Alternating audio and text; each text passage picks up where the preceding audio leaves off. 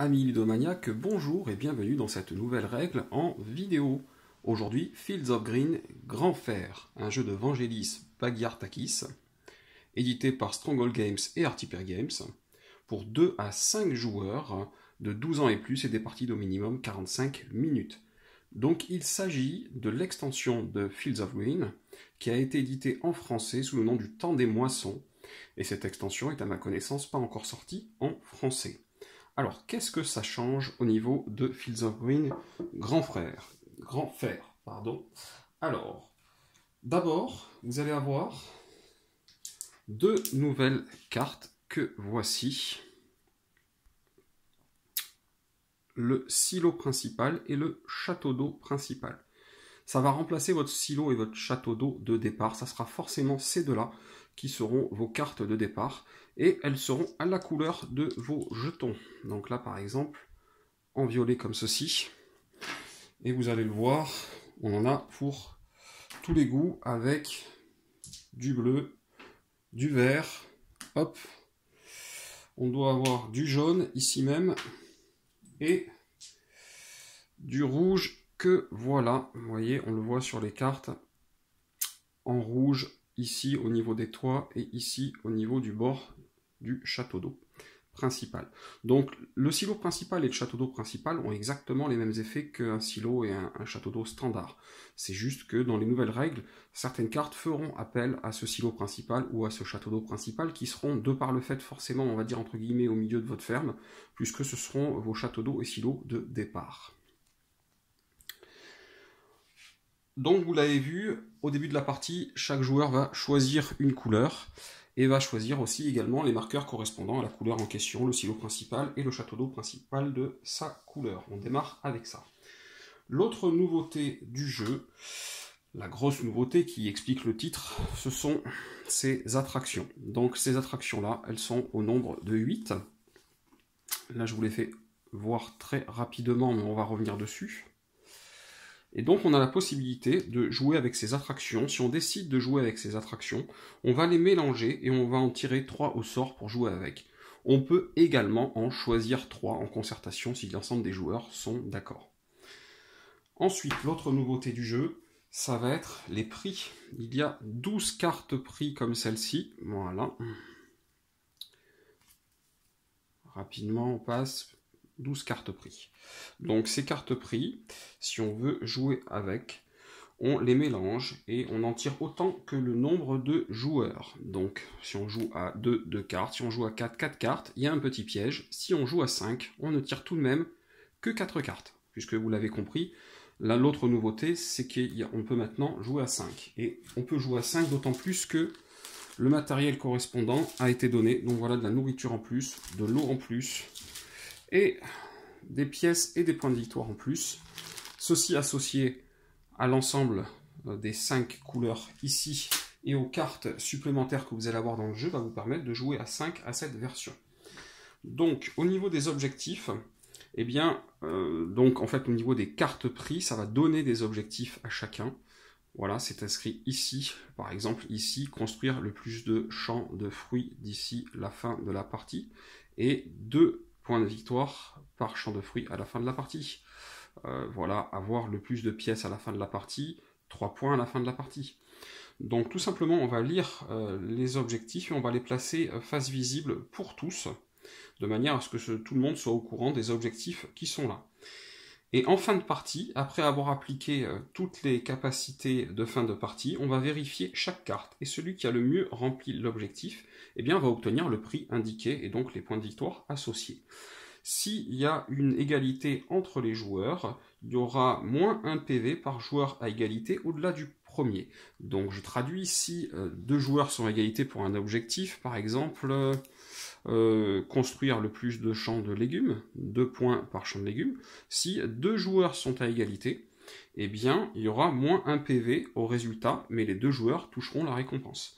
Si 3 joueurs sont à égalité, ça sera moins 2 PV au résultat et tout le monde touchera. Si 4 joueurs sont à égalité, eh bien, ça sera moins 3 PV et on touchera le résultat.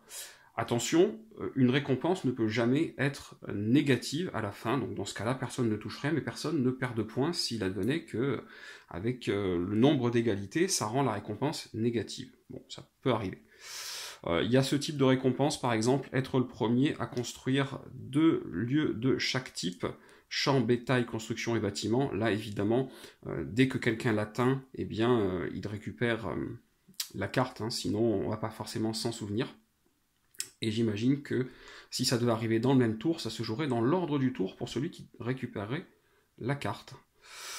À moins que, là aussi, on tranchera peut-être les égalités aussi de la même manière, à voir. Je n'ai pas regardé la fac encore du jeu pour être tout à fait honnête. Donc voilà comment fonctionnent les objectifs. Qu'est-ce qu'il y aura d'autre comme matériel? Eh bien, il y aura 4 cartes champ, 4 cartes bétail en 3 chacune, hein, évidemment, de manière assez classique. Il y aura également, de la même manière, 4 cartes bâtiment et 4 cartes construction, là également en 3 exemplaires chacune. Tout ça est à mélanger avec le jeu de base. Et il y aura également 2 nouveaux équipements en 2 exemplaires chacun qui seront également à mélanger avec le jeu de base pour jouer avec. Il y aura également un nouveau carnet de score que voilà. Donc ce carnet de score permet de scorer les prix et les attractions. Il est très important de remplir en fin de partie les lignes dans l'ordre et de ne pas sauter des lignes avant d'arriver sur les prix et les attractions qui sont impérativement à faire dans cet ordre-là également. Donc toujours de haut en bas dans l'ordre. Alors, au niveau des attractions, si plusieurs joueurs peuvent utiliser une capacité d'une attraction dans le même tour, eh bien on l'effectue dans l'ordre du tour. Ça, je vous le dis de manière générale avant de passer à la suite pour l'explication des attractions. Lors d'une première partie, il vous est conseillé de jouer avec le marché agricole que voilà, avec la fête de la bière que voici, et également avec, que je le retrouve, le concours de tracteurs, la course de tracteurs, pardon, que voilà. Voilà, ça c'est conseillé, c'est pas obligatoire. Sinon, vous pouvez faire comme je vous l'expliquais dans la mise en place, tirer au sort 3 attractions, ou vous mettre d'accord sur 3 attractions avec lesquelles vous voulez jouer. Alors, au niveau des attractions, justement, le marché agricole. Le marché agricole, eh bien, il faut savoir que les attractions, c'est là que vont intervenir les petits pions tracteurs que vous avez pour chacun d'entre vous. Vous avez 3 pions. Donc pour chaque attraction, eh bien, soit on va mettre les pions sur l'attraction au début de la partie d'une manière ou d'une autre, ou à l'extérieur de l'attraction. Donc pour le marché agricole, les pions des joueurs seront à l'extérieur de l'attraction. Ça, c'est la première chose. Ensuite, au début de chaque année, on va piocher une carte de chaque type et on va les placer partiellement sur l'attraction. Alors, c'est-à-dire que j'ai un marché agricole ici.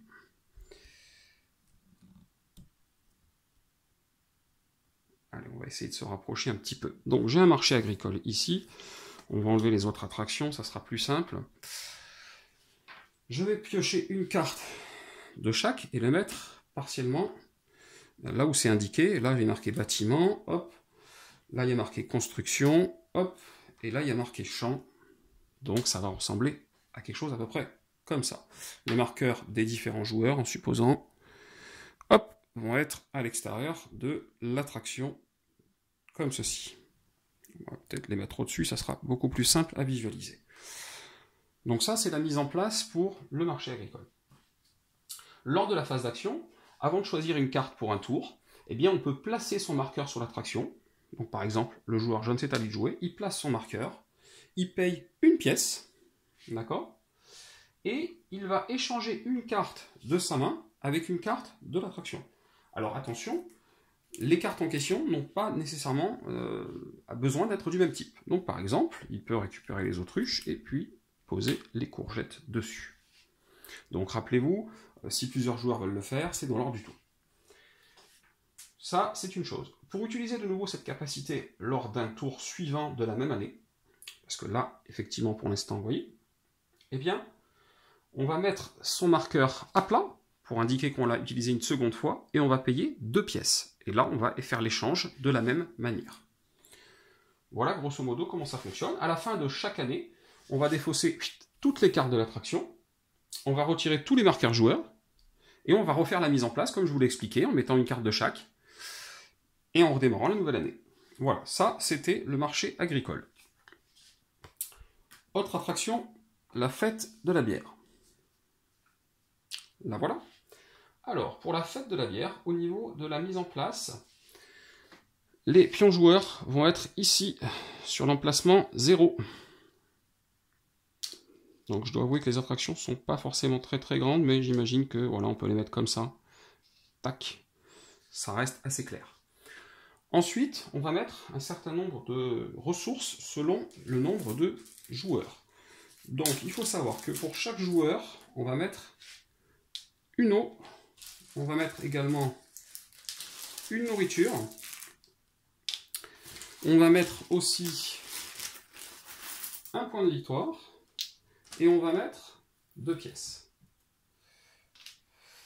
Ça veut dire que là, si je joue à 3 joueurs, eh bien, ça veut dire qu'il y aurait 3 eaux, 3 nourritures, 3 points de victoire, et il y aurait 6 pièces. Donc là, je vais mettre 6 comme ça. Hein. Normalement, c'est des lots de 1. J'ai pas la monnaie. Voilà, ça c'est la préparation. On met tout ça là à côté. On a l'attraction qui est prête. Lors de la phase d'action, à chaque fois qu'on fait une action autre que construire un lieu, eh bien, on va monter son marqueur d'une case, par exemple pour le joueur jaune, hop, il va grimper sur la case d'après.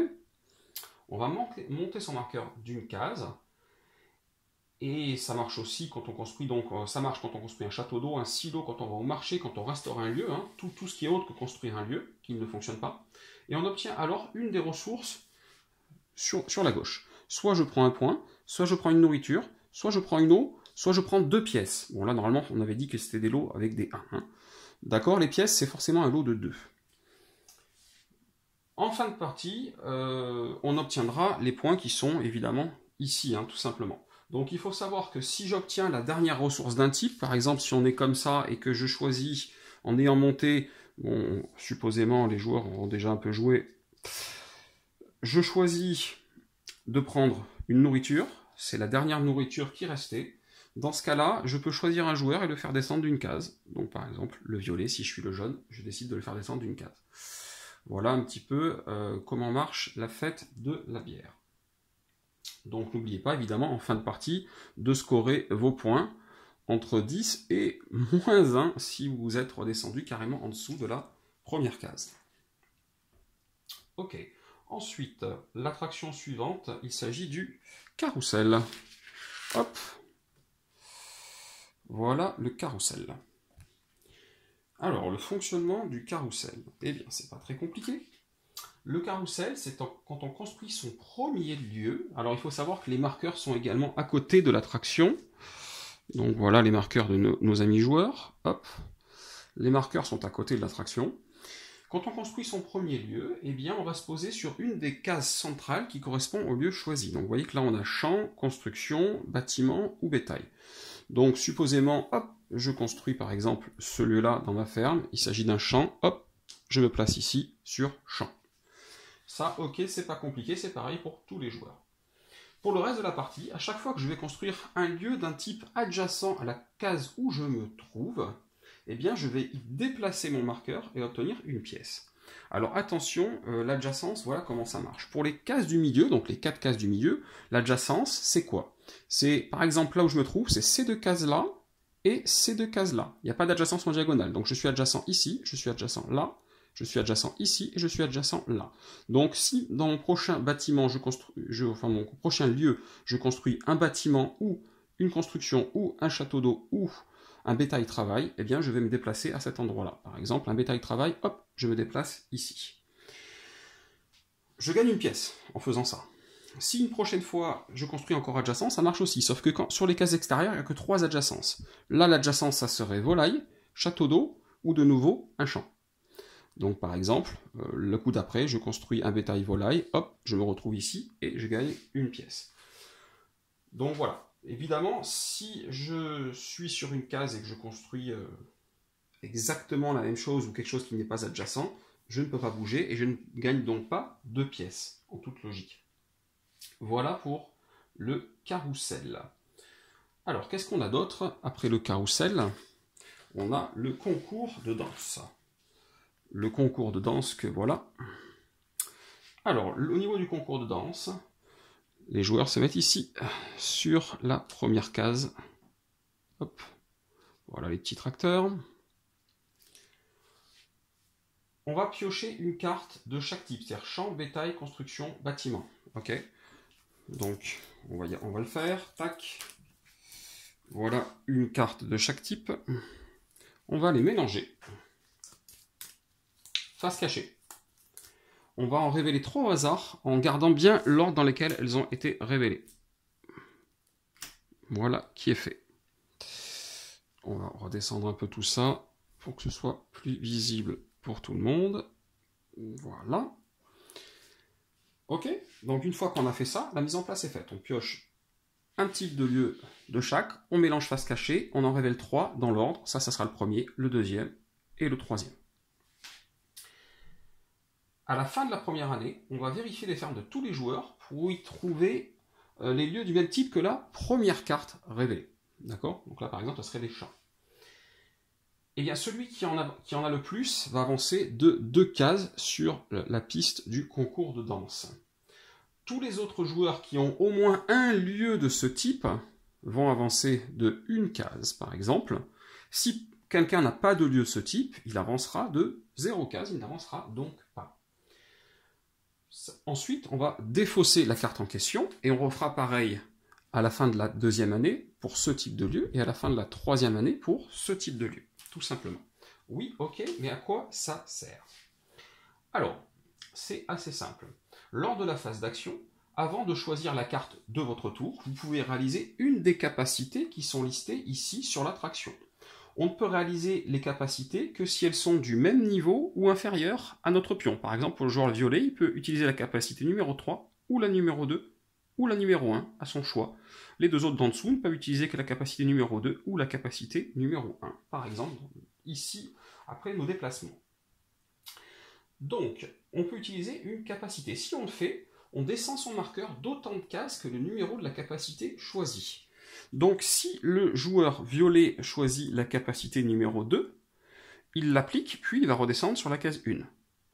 Jusque-là, c'est assez logique. Maintenant, si le joueur violet a choisi la capacité numéro 3, puisqu'il peut, il était sur la case numéro 3, il va descendre de 3 cases. Et ça, c'est possible. 1, 2, 3. Il sort de l'attraction, il est sur la case 0, entre guillemets, et il pourra essayer de remonter après dans l'attraction à la fin de l'année en cours.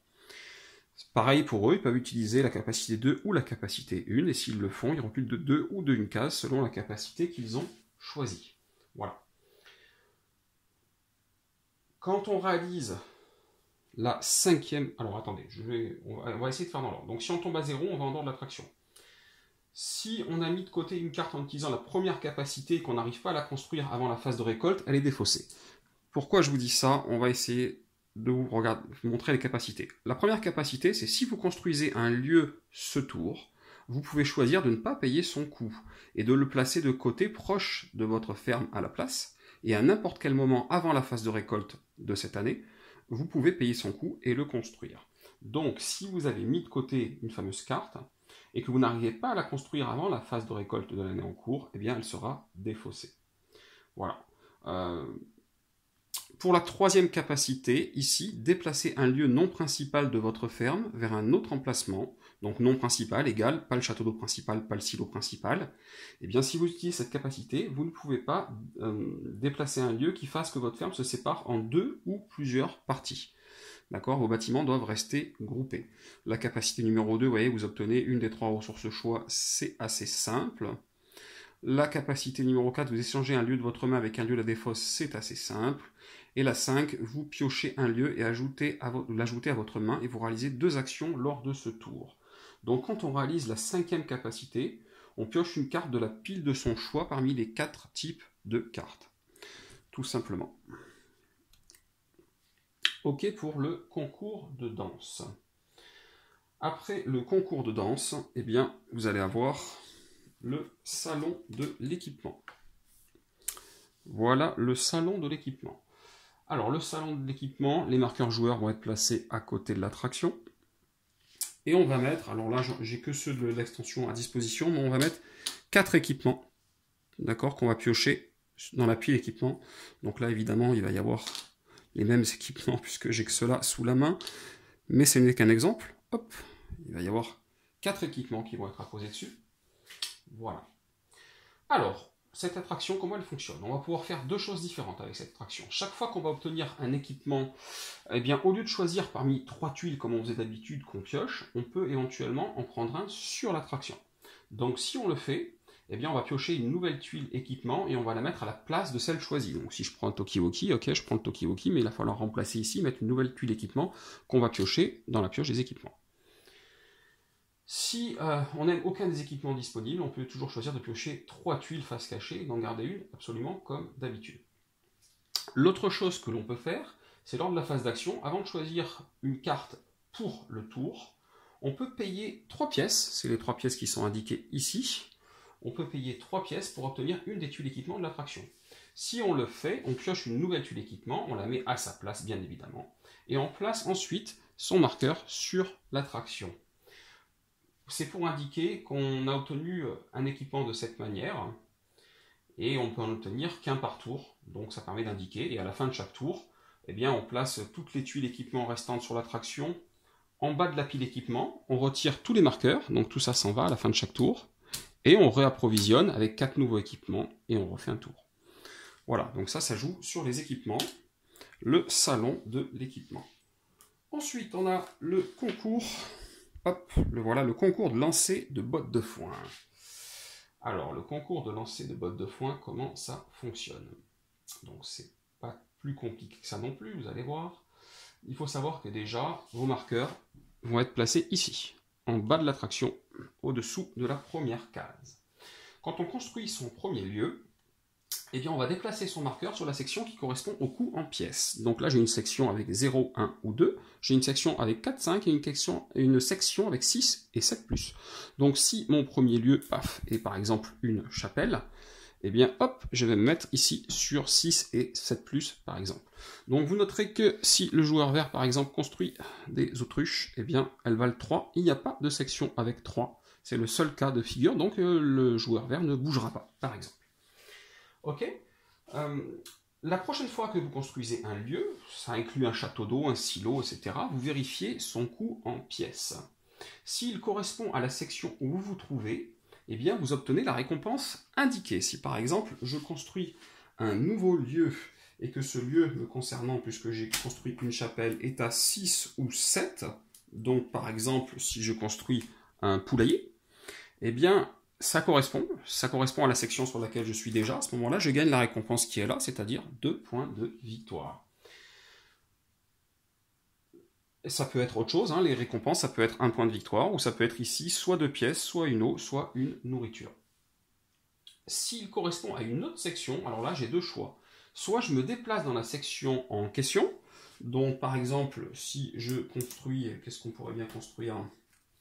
Si je construis, hop, de l'avoine, j'ai 2 choix. Soit je me déplace dans cette section, puisque le 2 correspond ici au 2, ou soit je reste là où je suis. Dans les deux cas, je ne gagne aucun bonus. Je ne gagne un bonus que si je construis une carte qui correspond à la section où je me trouve. Mais par exemple, si je planifie plutôt de faire des cartes pas chères dans les prochains tours, ça sera peut-être plus intéressant pour moi d'accepter de bouger ici. Si par contre, j'espère construire des cartes à 6 ou 7 au prochain tour, ou dans les prochains tours, autant rester là. Voilà, donc ça sera un choix à faire, mais on ne gagnera pas les bonus. Voilà comment fonctionne cette attraction du concours de lancer de bottes de foin. Ok. Ensuite, vous avez l'attraction du concours de traite. Que voilà. Alors, le concours de traite, que je ne vous dise pas de bêtises. Comment cela fonctionne? Alors, le concours de traite, déjà, les marqueurs se mettent sur la première case. Hop, voilà, en face du premier 1 que l'on voit sur le concours de traite. Lors de la phase d'action, avant de choisir une carte pour le tour, on peut réaliser la capacité de récolte d'un lieu de n'importe quelle ferme, donc incluant chez les autres joueurs. Donc pour pouvoir réaliser la capacité de récolte d'un lieu d'un autre joueur, on doit d'abord payer à ce joueur le montant indiqué sur la piste à l'emplacement où on se trouve. Donc pour commencer, ça serait une pièce. Donc il faudrait que je paye une pièce à l'autre joueur chez qui je vais utiliser une capacité de récolte si je voulais le faire. Je monte ensuite le marqueur de mon joueur d'une case. Donc si j'ai le jaune, hop, je le monte d'une case. Évidemment. Ensuite, je dois payer le coût de récolte du lieu en question. Et ensuite, j'applique sa capacité. Donc le coût de récolte, il est payé dans la réserve. Il n'est pas payé à l'autre joueur. Seules les pièces qui sont là sont payées à l'autre joueur. Voilà, donc ça c'est important. Le bâtiment applique sa capacité toujours par rapport à là où il est construit. Donc on fait les calculs par rapport à la ferme de l'autre joueur. Donc on peut utiliser cette capacité plusieurs fois dans une année, mais seulement une fois par tour. Donc il faut bien savoir que, comme je viens de vous le dire, les capacités étant gérées par rapport à la ferme de l'autre joueur, si vous activez un puits chez l'autre joueur, eh bien c'est les châteaux d'eau de l'autre joueur qui vont se remplir. Voilà, c'est un cas un peu particulier, donc autant ne pas activer de puits chez l'autre joueur. Voilà, la deuxième chose, c'est qu'on peut réaliser la capacité de récolte d'un lieu dans sa propre ferme si on le veut. À ce moment-là, on doit d'abord payer le montant indiqué à droite, mais cette fois on le paye à la banque, on le remet dans la réserve. Ensuite, on va toujours monter son marqueur d'une case, hop, mais on va cette fois le poser à plat. D'accord ? Pourquoi on fait cela? Eh bien parce qu'on peut utiliser la capacité de récolte d'un de ses propres lieux qu'une fois par an. Et donc le fait que notre marqueur soit à plat indique qu'on a déjà utilisé dans l'année notre capacité chez nous. Ça n'empêche pas tout le reste de ce que je vous ai expliqué de s'appliquer, les autres joueurs d'utiliser vos propres capacités de récolte, bien entendu.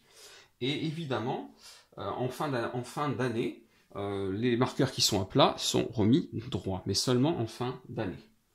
Voilà. Si un marqueur est déjà sur la case la plus haute de la piste et qu'il doit bouger, évidemment, il reste où il est. Et toutes les actions de copie lui coûteront 4, bien entendu. Voilà pour le concours de traite.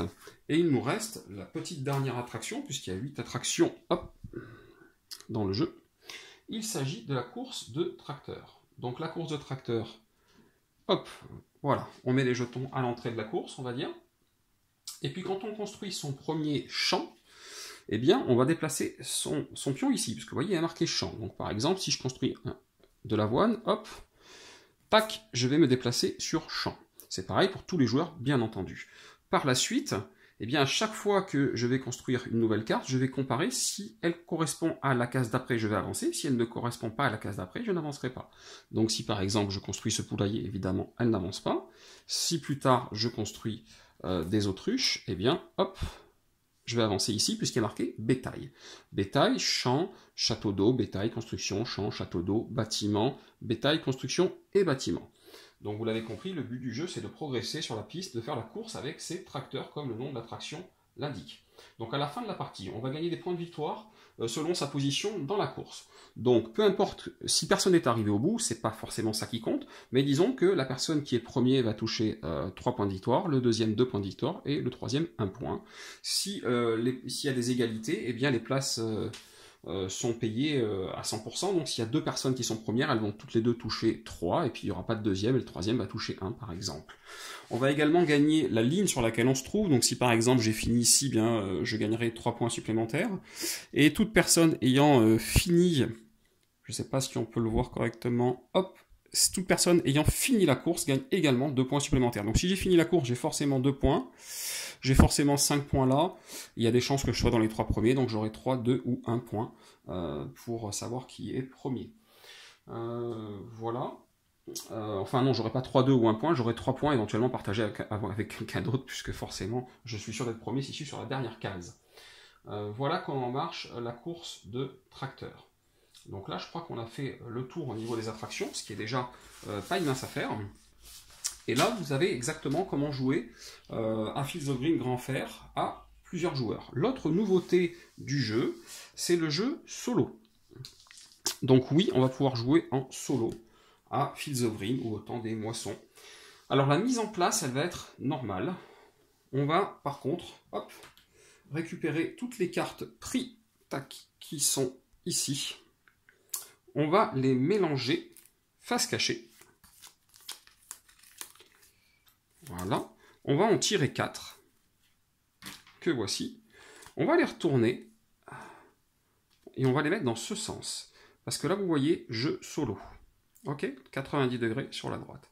On va en choisir 3 sur les 4, et ça sera des objectifs de fin de partie. Donc par exemple, je choisis ces 3-là, ça sera mes 3 objectifs de fin de partie. Avoir au moins 30 pièces, construire au moins 5 bétails viande, et construire au moins 2 lieux de chaque type avant le début de la 3e année. Voilà mes 3 objectifs pour ma partie solo. Donc comment va se dérouler le draft au niveau solo? Eh bien, au début de chaque année, on va piocher 6 cartes dans les 4 piles, en prenant soin d'en prendre au moins 3 dans chaque pile. Puis, on va piocher 2 cartes de chaque pile. Donc si vous m'avez suivi, on va piocher, hop, on va essayer de se refaire des piles face ouverte, c'est pas grave, pour qu'on les voit, que ce soit plus clair. Donc là, on a des champs, on a du bétail, on a des bâtiments et des constructions. Voilà, bon, c'est que l'extension, donc forcément, hop, voilà. Je vais piocher 2 cartes. Je vais piocher 6 cartes dans les 4 piles, 3 piles minimum.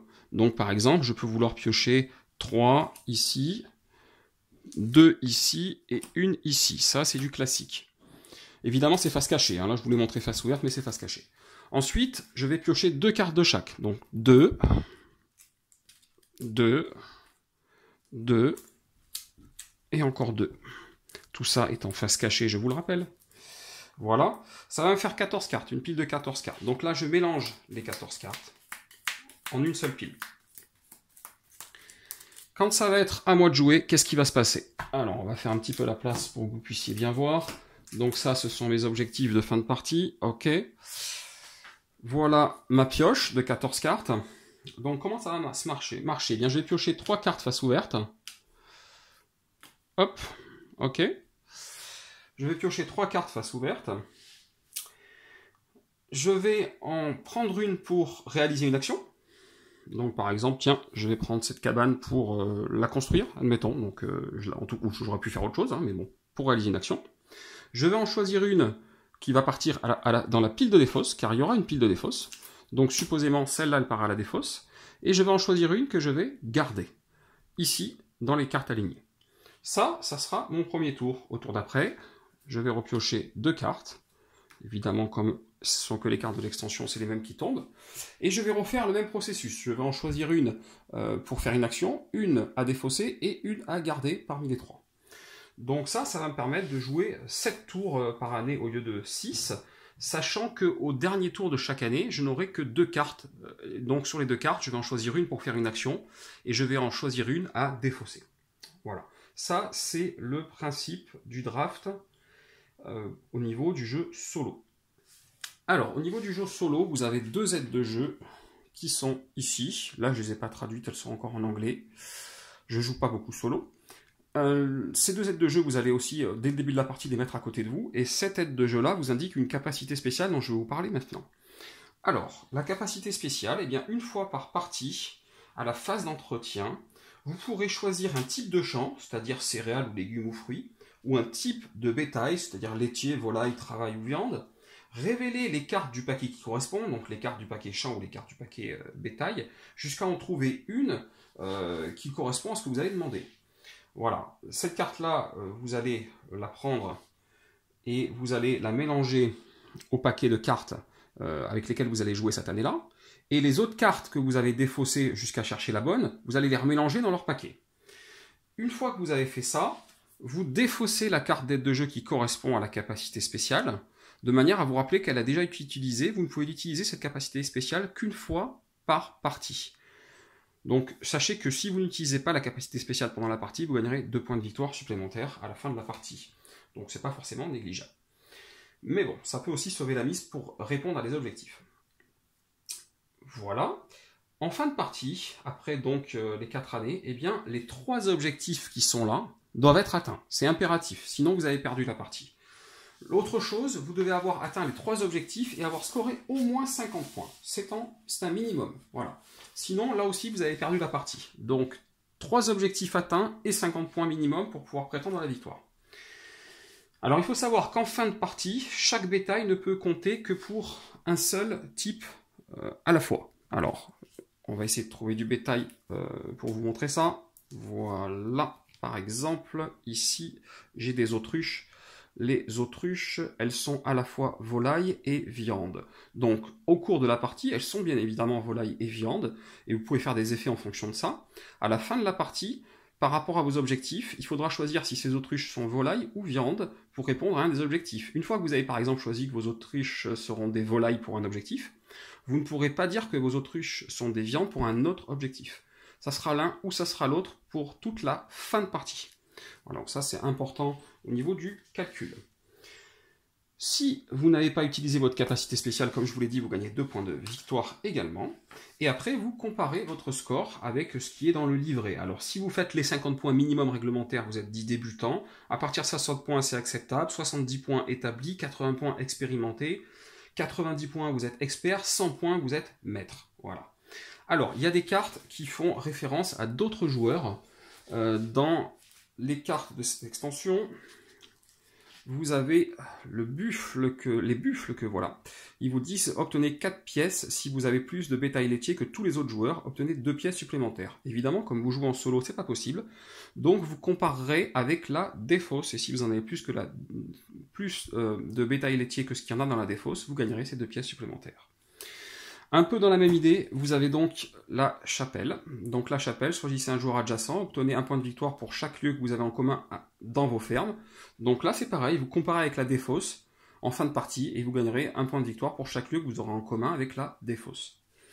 Et enfin, il y a la cabane dans l'arbre qui pose aussi souci puisqu'elle vous dit pour chaque équipement que vous avez en plus qu'un des joueurs adjacents, vous pouvez payer une pièce pour obtenir un point de victoire. Donc là ce que vous faites, eh bien vous considérez qu'il existe un joueur adjacent virtuel et que ce joueur adjacent virtuel a forcément la moitié de vos équipements arrondis à l'inférieur. Voilà. Donc automatiquement, si vous devez comparer, eh bien, par exemple, vous avez 4 équipements, le joueur virtuel en a forcément 2, donc vous pouvez payer 2 pièces pour obtenir une étoile. 2 étoiles, 2 PV. Si maintenant vous avez 3 équipements, ça fait divisé par 2, ça fait 1,5. Comme c'est arrondi à l'inférieur, ça fait 1. Et donc automatiquement, eh bien, vous pouvez payer 1 pour gagner 1. Voilà comment ça va marcher avec la cabane dans l'arbre. Alors, il faut savoir également que certaines attractions posent souci aussi, entre guillemets, au niveau du joueur solo. Alors, vous avez quoi? Vous avez la fête de la bière. Donc la fête de la bière qui est là, eh bien vous allez faire une mise en place de joueurs, c'est-à-dire que sur toutes les ressources que vous devez mettre là, l'eau, les pièces, etc., vous allez en mettre autant que s'il y avait 2 joueurs. Voilà. Et quand vous prenez la dernière ressource d'un type, eh bien, c'est sans effet puisque vous n'avez personne à faire reculer sur les pistes. Vous avez également le concours de danse qui peut poser un petit peu souci. Hop, voilà le concours de danse. Alors au niveau du concours de danse, eh bien vous comparez avec le chiffre de l'année en cours, tout simplement. Donc pour savoir de combien de cases vous avancez. Donc si vous avez plus que le chiffre de l'année en cours, vous avancez de 2 cases. Si vous avez autant que le chiffre de l'année en cours, vous avancez d'1 case. Et si vous n'avez aucun du type demandé, eh bien c'est 0 case, bien évidemment. Donc ça se compare à l'année en cours pour l'avancement sur la piste. Ensuite, on a le concours de traite qui pose un petit peu souci, puisque pour copier les effets dans les autres fermes, c'est pas possible. Donc vous allez pouvoir copier les effets que dans votre propre ferme, et donc vous pourrez le faire qu'une fois par année, de par le fait. Et enfin, vous avez la course de tracteur. La course de tracteur. Automatiquement, vous êtes seul, donc vous êtes considéré comme premier, donc vous gagnez forcément les 3 points de la première place. Alors, vous allez me dire, oui, mais pourquoi se priver de jouer avec les attractions qui devraient assez facilement me faire gagner beaucoup de points? Eh bien, pour chaque attraction avec laquelle vous jouez en jeu solo, vous perdez 5 points de victoire à la fin de la partie. Donc, a priori, vous êtes censé jouer avec 3 attractions, donc vous perdez d'office 15 points de victoire pour pouvoir jouer avec les attractions, et à vous de faire en sorte que ça vous rapporte plus que 15 points de victoire, ces attractions, d'ici la fin de la partie.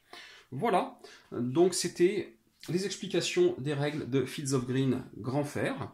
J'espère que ça vous a plu. Si c'est le cas, n'hésitez pas à cliquer en bas à gauche de votre écran pour vous abonner à ma chaîne. Et cher ami ludomaniaque, je vous dis à bientôt pour une nouvelle règle en vidéo.